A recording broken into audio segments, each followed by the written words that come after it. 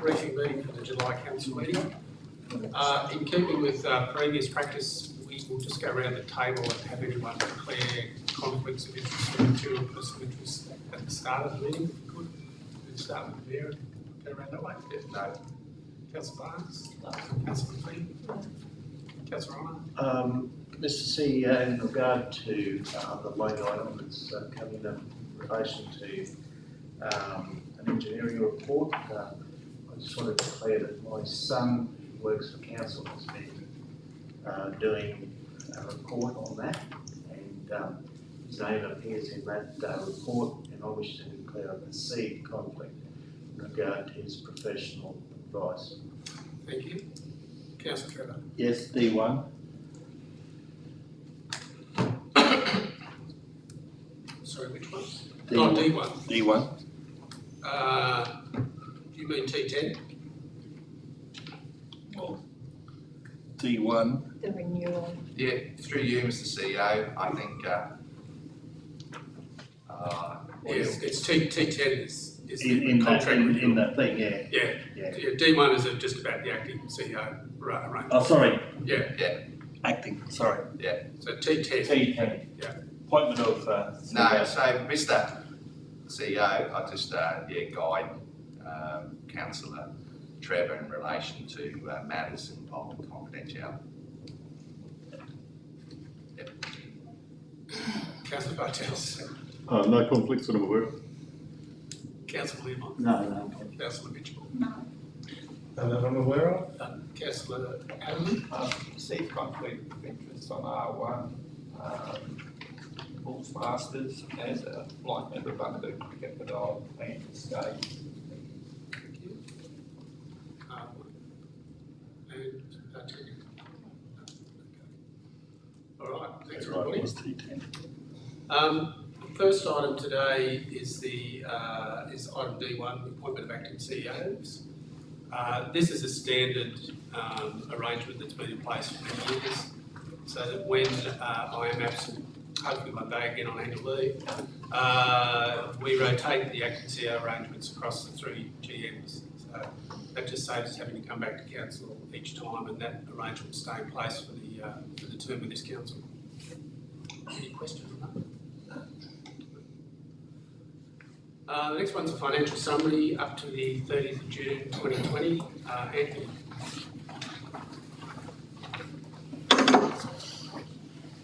Morning, Council.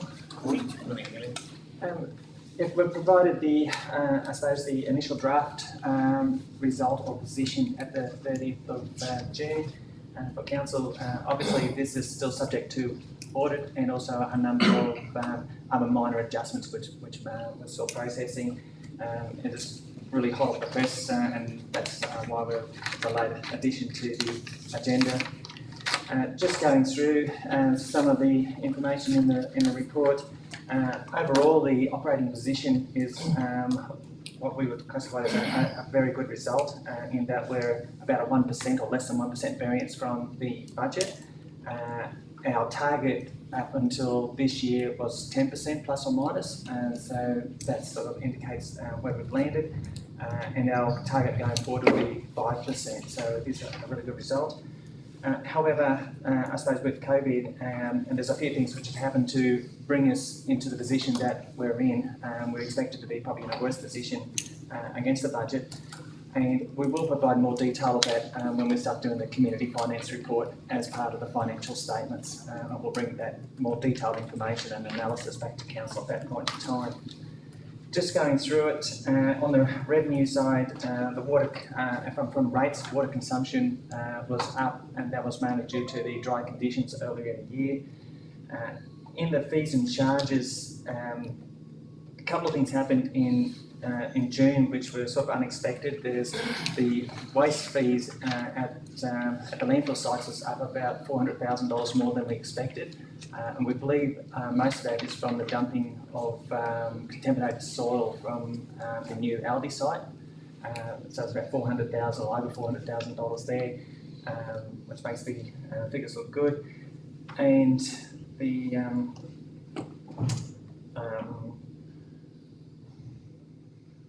just trying to think there's another thing we had there that came up. Obviously, there was some water, higher type of works in water this year as well. On the interest front, it is down. Most of it is relating to either the not charging or non-charging of interest on overdue rates, and also the interest rates that we are achieving on our investments at an all-time low.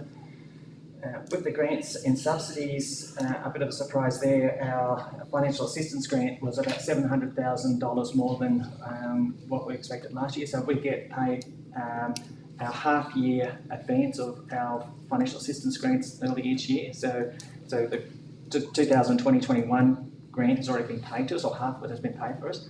And that was up about $700,000. At this point in time, we don't have detail as to why it's up $700,000. It may be that we've got a further advance. It may be that our slice of the pie is bigger. So we're not sure at this stage whether that's a genuine increase in revenue or it's just another advance. But that certainly helps our bottom line for 30th of June. And the other one is the number of land sales that was processed in the year. As noted, we generally don't budget for any land sales unless they're just about guaranteed to happen, because otherwise we'll leave a significant hole in the budget. And it's about $1.5 million in land sales that have gone through, so which really, I suppose, offsets the decrease in fees and charges that we saw during the year. On the expenditure side, the employee costs, as you'll see in the report, is significantly higher than the budget. This has come about mainly due to COVID-19, that the staff have deferred their taking of leave. So what the council does in that budget, it estimates the number of weeks that a typical employee will work, and that's around about 41 to 42 weeks a year. If someone has, and that's how we cost the budget on, if someone doesn't take 4 weeks of annual leave, that means they've then worked 46 weeks of leave, and that extra 4 weeks gets costed to the operating section. If they take their leave, it comes out of a liability and doesn't appear in the operating. So basically our liability is increased, and our expenses has also increased this year. The opposite will happen when I suppose the restrictions free up and staff start taking their leave again in the future periods. That will offset it. So we've borne the expense this year. We expect it to be offset by next year. Something else which has happened is with the long service leave provisions, the calculation there has increased significantly again this year. The reason for that is the lower discount period. So basically what we do is we look at the amount of revenue or amount of funds we need to fund the long service leave over a long period of time, so like 10 years, and then we apply the discount to discount that back to a present value. If the discount rate, or interest rate, another way of saying it, decreases, that means we need more money now to fund that, because we're not going to be generating as much interest in future periods. So that's also resulted in a fairly significant increase. And we don't expect that to change, so there'll be no offsetting in future periods. So I believe the interest rate will stay at the current rates for quite a long period now. With the materials and services, there's a number of reasons why the materials services are down, and our waste levy fee was slightly under this year. A number of non-capital projects in the sewage fund will be deferred until next year, so that cost will still be coming. We've got the new accounting standards and the way we must manage leases. So it's quite technical, but basically what's happening is our lease payments will decrease, and that cost will then just get transferred to depreciation, because we've got to depreciate. We identify an asset and then depreciate it during the period. So it's really, I suppose, a movement between the lines. So you'll see the materials and services have gone down, but the depreciation has actually gone up in the figures. And so it's just the new accounting standards. With the depreciation also, we reviewed the plant useful lives this year, and which have been reduced slightly, and that's also increasing the amount of depreciation on the plant. From a cash point of view, we're in a a fairly strong position across the board, of 135.5 million, which is about $24 million more than what we had estimated in the budget, and the large portion of that all relates to uncompleted capital work. So capital works is down about 19 million that was unspent, but also in the capital work expenditure that we're showing, there's commitments in there. So we've either prepaid some of the water and wastewater projects. So all up, it gets close to that $24 million variance. So there'll be some other minor adjustments in our non-current assets. On the capital expenditure, as I've just sort of mentioned, just looking at the graph there, it's about, as I said, 19 million unspent. The plant commitments, so with the plant, although we're showing that they're only about 60% spent, it's actually, we've committed a lot of costs there. The goods haven't been received yet, so therefore they won't show in those actual figures. And then with the buildings, the main ones there would be the Gin Community Hub in construction out there. There's also about $1 million in renewals, and then some a scattering of other projects that weren't completed at the end of the financial year. From the roads point of view, which is, I suppose, not as significant as in the percentage unspent, but the dollars are significant. Most of that relates to bridge renewals. Also, there was $3.3 million in the Gin Streetscape, which was unspent at 30th of June. 1.2 million in Burnett Heads, and then once again there's a number of other smaller projects across the region. We'll provide more information of that as part of the carryover budget that we'll be bringing back to council for the next meeting.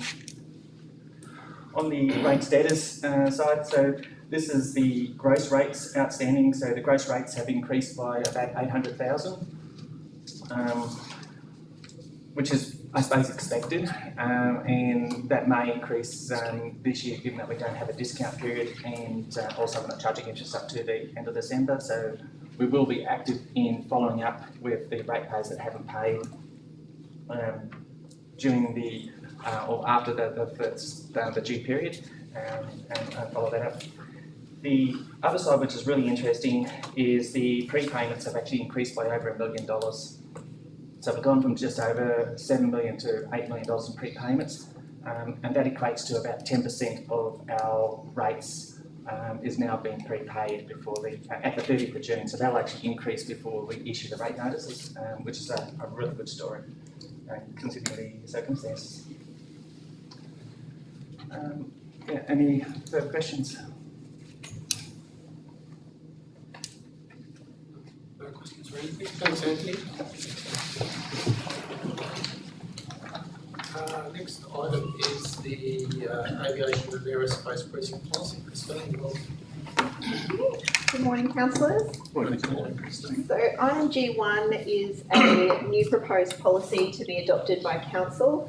The policy relates to the Bundaberg Regional Aviation Aerospace Precinct, or the BRAP, that we shorten it to. So obviously the airport is a key piece of strategic transport infrastructure in the region, and for that reason, and council being an airport operator, as a safety mechanism, council is proposing to adopt a policy position that council not dispose by way of sacking parcels of land that have potential access to the airside land, and that those parcels are only disposed of by way of lease. The policy is with your papers, and it's presented to council at the ordinary meeting for adoption.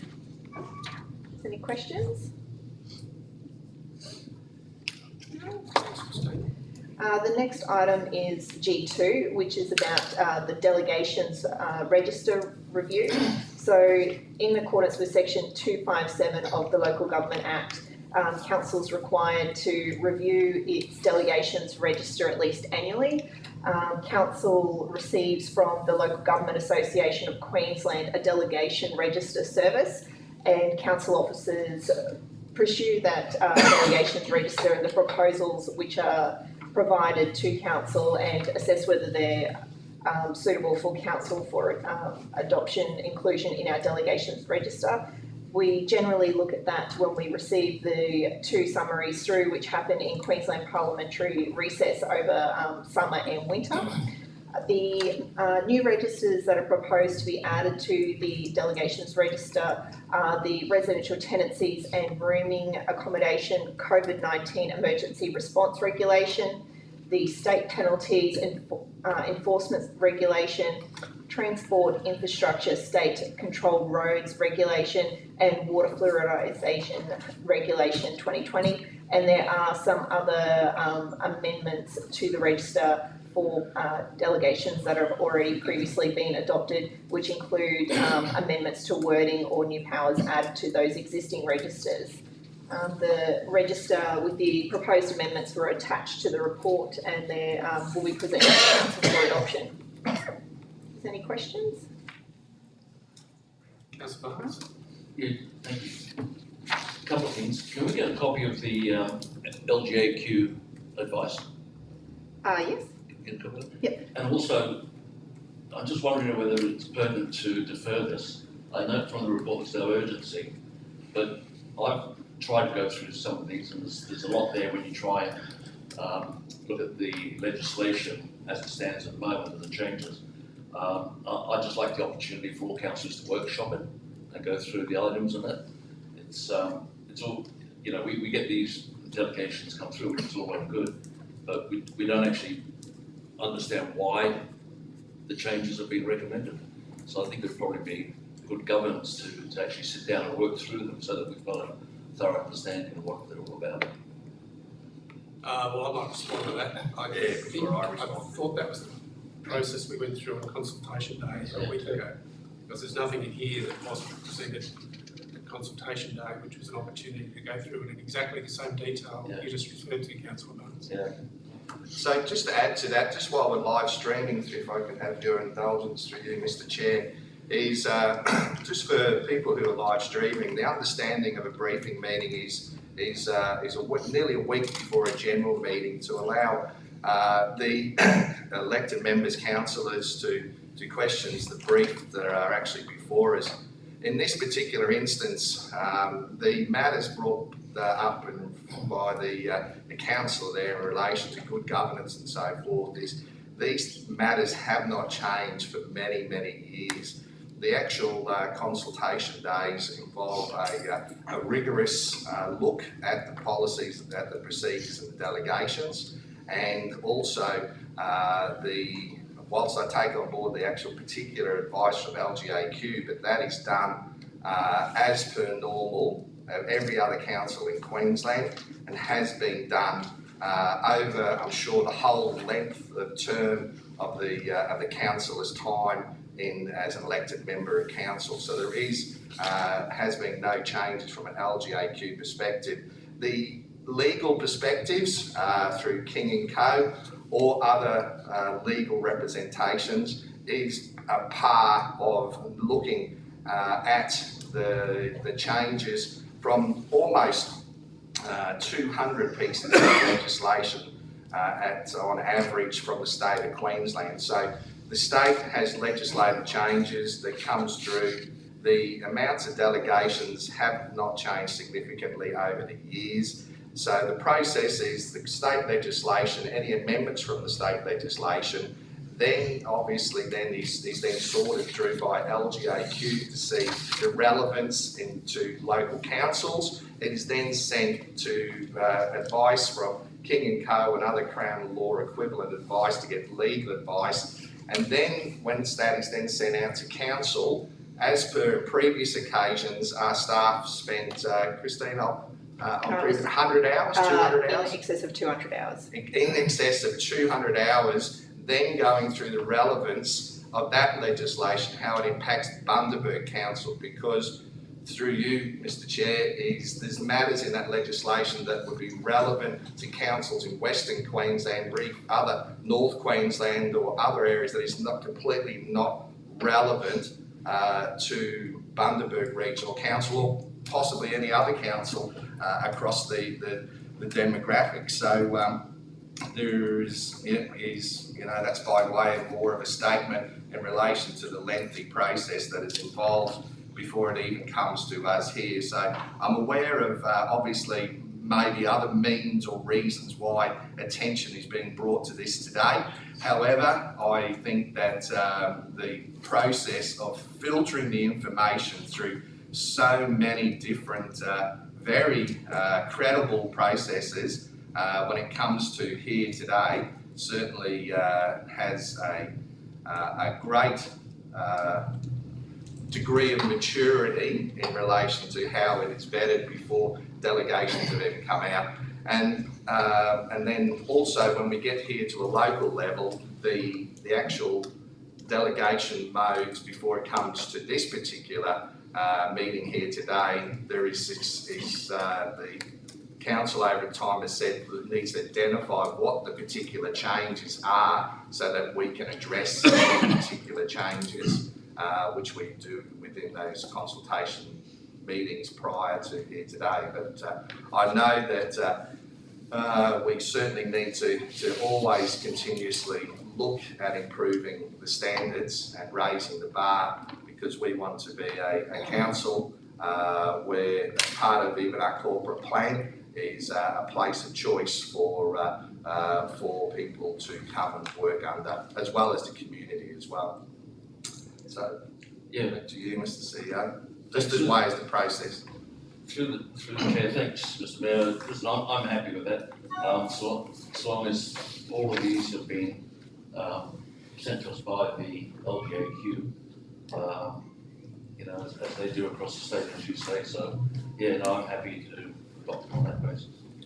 It's through you, Mr. Chair. He's just, if it was, I'll seek your guidance, but I'd be more than happy to reiterate or get the advice from LGAQ. Yeah, I'm happy to distribute that. My understanding, Christine, was the LGAQ actually have more than what's on here. That's right. The attachment that's in the report is actually LGAQ's suggestions, and then you'll see it's marked up. So council officers have been through and marked up and proposed which ones are not delegable powers and which ones council is proposing to include in our register. So we'll distribute that today, and councillors can view that prior to the meeting next week. Any other questions? No? Okay.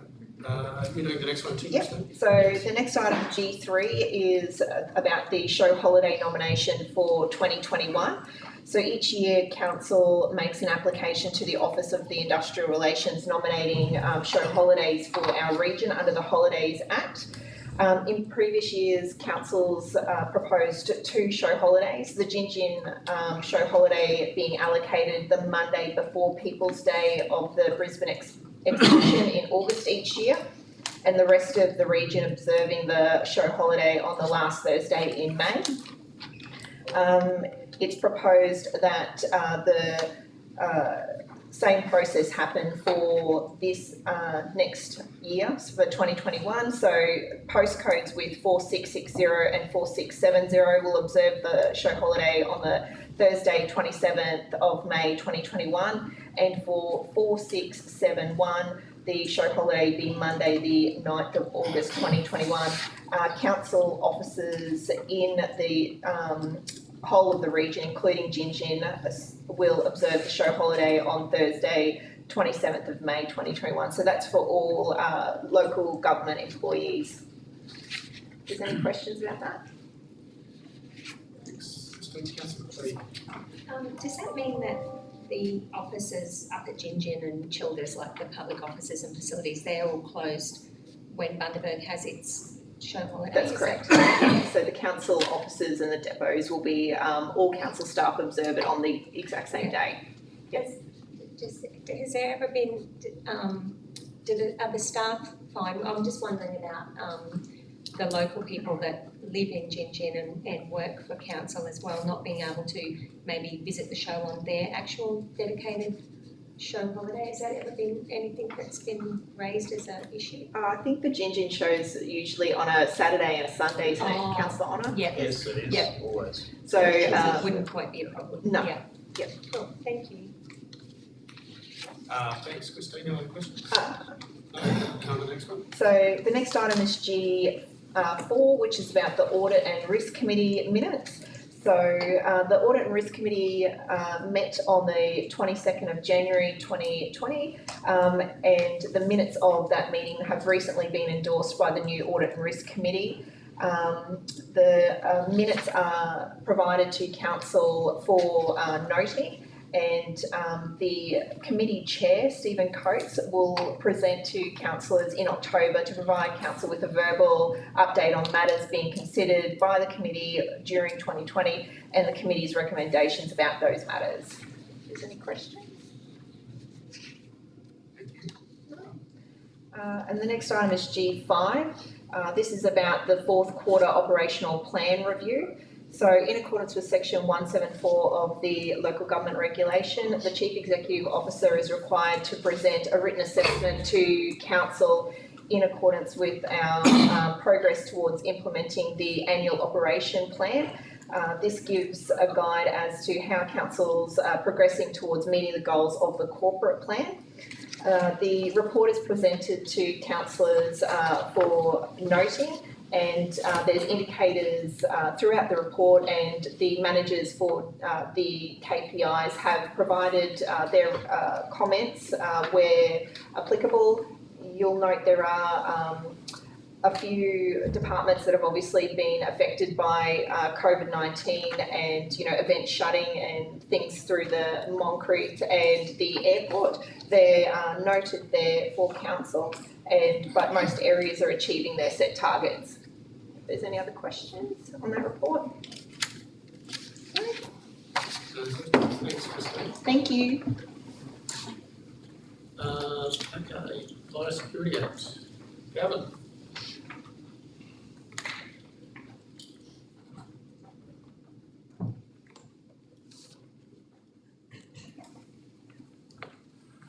Morning, councillors.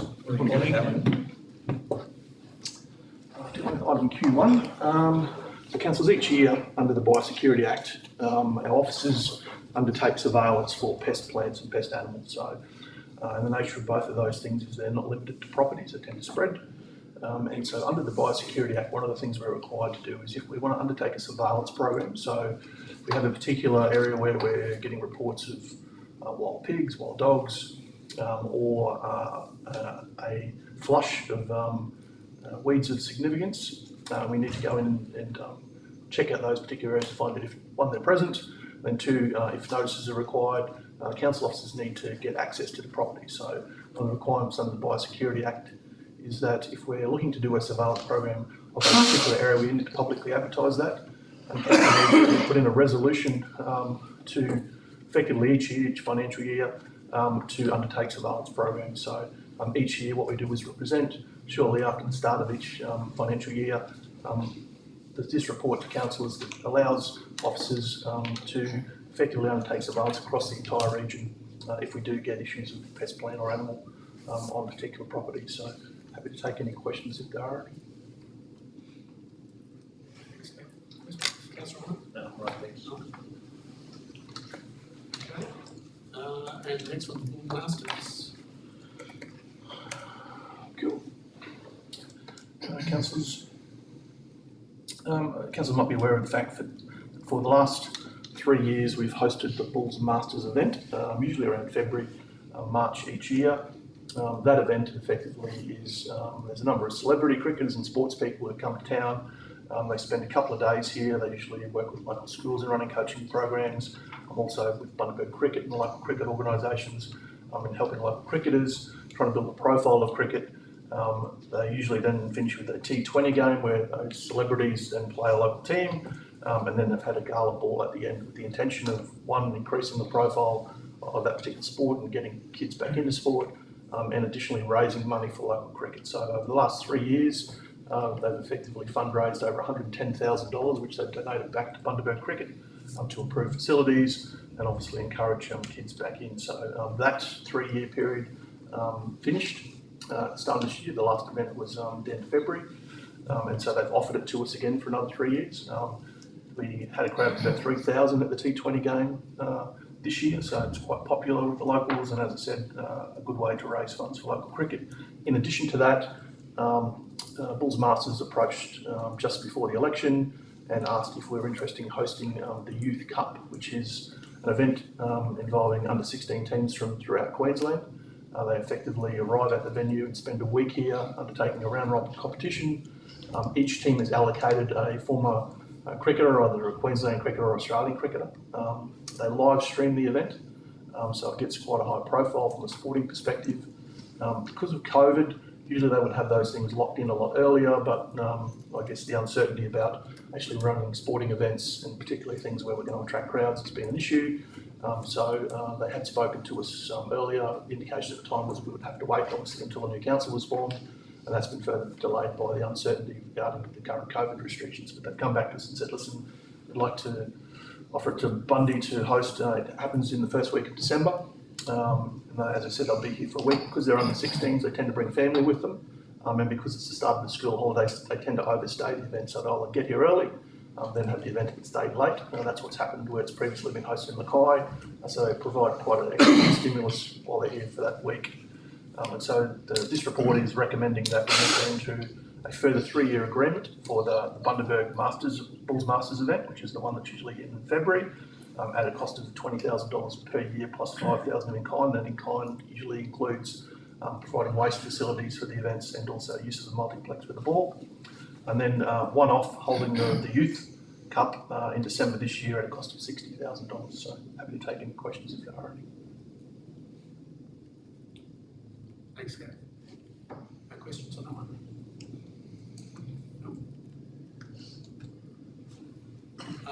The balance of the agenda today, including the late item, is in confidential.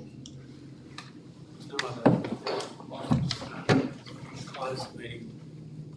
Live